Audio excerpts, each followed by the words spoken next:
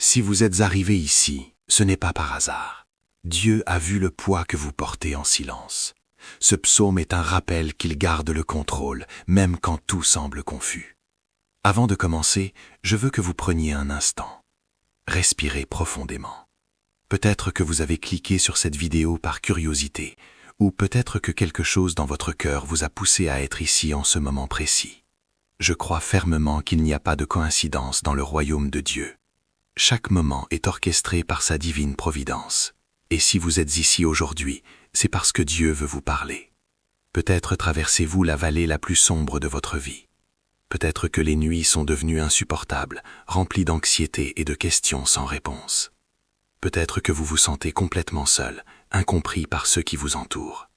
Peut-être que le chemin devant vous semble non seulement difficile, mais absolument impossible à parcourir. Mais aujourd'hui, dans les prochaines minutes que nous allons partager ensemble, je veux vous transmettre une vérité qui a le pouvoir de transformer votre perspective. Dieu n'a pas oublié votre nom. Il n'a pas oublié une seule de vos larmes, et il n'a certainement pas abandonné votre histoire. Vous savez, l'un des fardeaux les plus lourds que nous portions, c'est celui que personne ne voit. C'est cette douleur que nous cachons derrière un sourire, cette peur que nous dissimulons derrière notre routine quotidienne, cette blessure profonde que nous n'osons partager avec personne.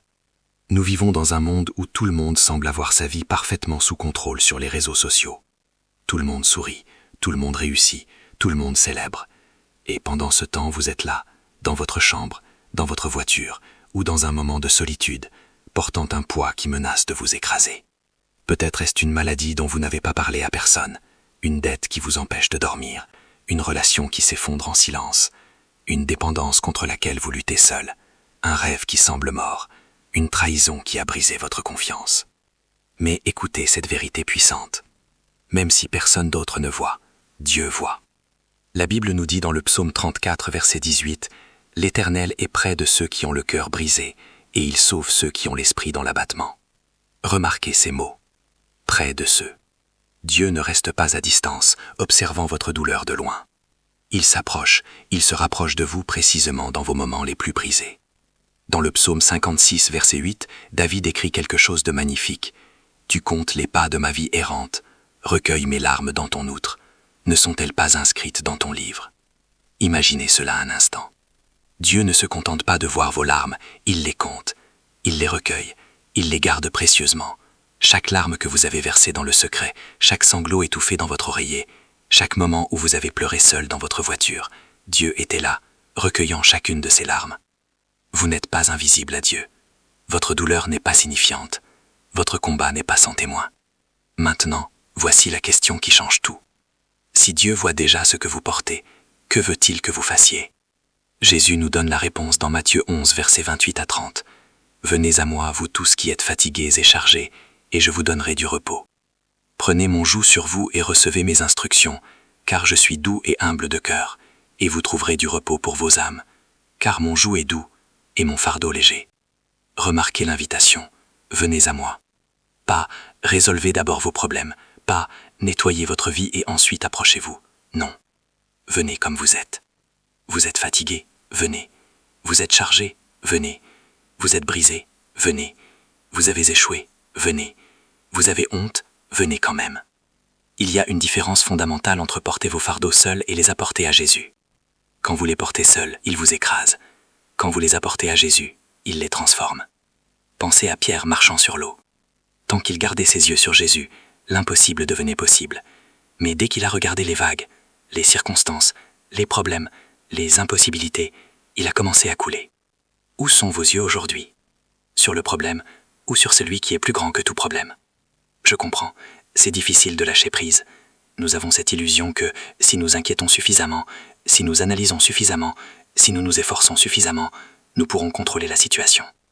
Mais voici la vérité libératrice. Certaines choses ne sont tout simplement pas entre vos mains. Et Dieu ne vous demande pas de les contrôler. Il vous demande de lui faire confiance. 1 Pierre 5, 7 nous dit « Déchargez-vous sur lui de tous vos soucis, car lui-même prend soin de vous. » Notez le verbe « déchargez-vous ».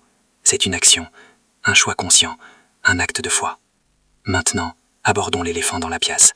Parce que la vérité, c'est que même quand nous prions, même quand nous faisons confiance, il y a des moments où rien n'a de sens. Vous priez pour la guérison, mais la maladie persiste. Vous priez pour la provision, mais les portes restent fermées. Vous priez pour la restauration, mais la situation empire. Vous priez pour des réponses, mais le ciel semble silencieux. Et dans ces moments de confusion, une question dangereuse commence à germer dans votre esprit. Dieu est-il vraiment de contrôle?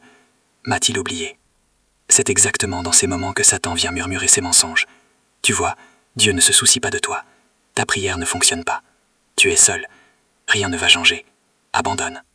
Mais je veux vous dire quelque chose de crucial aujourd'hui. La confusion dans votre esprit ne signifie pas le chaos dans le plan de Dieu. Laissez-moi vous donner quelques exemples bibliques puissants. Joseph, vendu comme esclave par ses propres frères à 17 ans, accusé faussement et jeté en prison, oublié par ceux qui l'avaient aidé, confus, sans aucun doute. Pendant plus de 13 ans, sa vie n'avait aucun sens, mais Dieu préparait le plan de sauvetage de toute une nation. Ce qui semblait être la destruction de Joseph était en réalité son élévation. Moïse, 40 ans dans le désert, gardant des moutons, après avoir été élevé dans un balai. Confus, certainement. Dieu l'avait-il oublié? Non, il le préparait pour libérer tout un peuple. David, oint comme roi, mais passant des années à fuir dans des grottes, poursuivi par Saül. Où était la promesse? Où était le trône? Confus, absolument. Mais Dieu le formait, le façonnait, le préparait pour régner. Job, perdant tout en un saint jour, ses enfants, ses biens, sa santé, ses amis l'accusant, sa femme lui conseillait de maudire Dieu. Confus, au point de souhaiter n'être jamais né. Mais à la fin, Dieu lui a rendu le double de tout ce qu'il avait perdu. Vous voyez le pattern. Dans chacune de ces histoires, il y a eu une saison de confusion profonde. Mais cette confusion faisait partie du plan de Dieu, pas une contradiction de celui-ci. Le psaume 46 verset 10 nous dit « Arrêtez, et sachez que je suis Dieu ». Parfois, Dieu permet la confusion pour nous amener à l'arrêt, pour que nous cessions de nous agiter frénétiquement, pour que nous cessions d'essayer de tout contrôler avec nos propres forces, pour que nous lévions enfin les yeux vers lui, et reconnaissions « Je ne peux pas, mais toi tu peux ». Votre confusion actuelle n'est pas la fin de votre histoire. Elle pourrait très bien être la préparation de Dieu pour votre prochain chapitre de victoire. Maintenant, parlons de cette vérité fondamentale qui doit ancrer votre foi. Dieu reste au contrôle, toujours, dans toutes circonstances, sans exception. Je sais que c'est difficile à croire quand vous regardez autour de vous et que vous voyez le chaos, quand vous allumez les nouvelles et voyez les guerres, les maladies, les catastrophes, quand vous regardez votre propre vie et voyez les pièces brisées. Mais écoutez attentivement, votre perception limitée ne change pas la réalité de la souveraineté de Dieu. Le psaume 121 nous le rappelle magnifiquement. Je lève mes yeux vers les montagnes. D'où me viendra le secours? Le secours me vient de l'Éternel, qui a fait les cieux et la terre. Il ne permettra pas que ton pied chancelle. Celui qui te garde ne sommeillera pas. Voici, il ne sommeille ni dort, celui qui garde Israël. Réfléchissez à cela un instant. Celui qui a créé les cieux et la terre, des milliards de galaxies, d'étoiles, de planètes. Pensez-vous qu'il ne puisse pas gérer votre situation? Celui qui a ouvert la mer Rouge devant tout un peuple, qui a fait tomber les murailles de Jéricho au son des trompettes, qui a fermé la gueule des lions pour Daniel, qui a fait marcher Pierre sur l'eau, qui a multiplié 5 pains et 2 poissons pour nourrir 5000 hommes, qui a ressuscité Lazare après 4 jours dans le tombeau. Croyez-vous qu'il soit limité par vos circonstances? Il n'est pas surpris par ce que vous traversez. Il n'est pas dépassé par l'ampleur de votre problème. Il n'est pas en train de paniquer, cherchant une solution de dernière minute. Ésaïe 46, versets 9 et 10 déclare « Souvenez-vous de ce qui s'est passé dès les temps anciens, car je suis Dieu, et il n'y en a point d'autre. Je suis Dieu, et nul n'est semblable à moi. J'annonce dès le commencement ce qui doit arriver, et longtemps d'avance ce qui n'est pas encore accompli. Dieu voit la fin depuis le commencement. Il était là avant que votre problème commence. Il sera là quand tout sera résolu. Et il est là, maintenant, au milieu de votre tempête. Rappelez-vous l'histoire de Jésus, endormi dans la barque, pendant que ses disciples paniquaient face à la tempête. Ils ont crié « Maître, ne te soucies-tu pas de ce que nous périssons ?» Et Jésus s'est levé, a réprimandé le vent, et dit à la mer « Silence, tais-toi », et tout est devenu calme. Puis il a demandé à ses disciples « Pourquoi avez-vous peur? Comment n'avez-vous point de foi ?» Vous voyez, Jésus pouvait dormir pendant la tempête, parce qu'il savait qu'elle ne pouvait pas détruire le plan de Dieu. La tempête faisait du bruit, mais elle n'avait pas le pouvoir. Votre tempête fait peut-être beaucoup de bruit en ce moment. Elle semble énorme, menaçante, incontrôlable, mais elle n'a pas le dernier mot. Dieu l'a. Romains 8, 28 nous donne cette promesse extraordinaire. Nous savons du reste que toute chose concure au bien de ceux qui aiment Dieu, de ceux qui sont appelés selon son dessein. Notez, toute chose, pas seulement les bonnes choses, pas seulement les choses que nous comprenons, toute chose, cette maladie, cette perte d'emploi, cette trahison, cette porte fermée, cette saison difficile, Dieu peut utiliser tout cela pour votre bien. Cela ne signifie pas que Dieu cause le mal, mais cela signifie qu'il peut prendre même les pires situations et les transformer pour sa gloire et votre bien. Maintenant, la question pratique. Comment vivons-nous cette vérité dans notre quotidien? Comment passons-nous de la connaissance intellectuelle à la foi vécue? Permettez-moi de vous donner quelques principes concrets. 1. Commencez votre journée en reconnaissant la souveraineté de Dieu. Avant de vérifier votre téléphone, avant de penser à vos problèmes, prenez un moment pour déclarer « Seigneur, aujourd'hui est entre tes mains.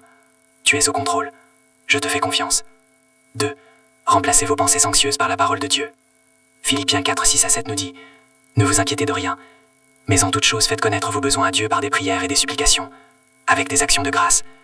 Et la paix de Dieu, qui surpasse toute intelligence, gardera vos cœurs et vos pensées en Jésus-Christ. » Quand l'anxiété monte, remplacez-la immédiatement par la prière et la gratitude. 3. Tenez un journal de fidélité.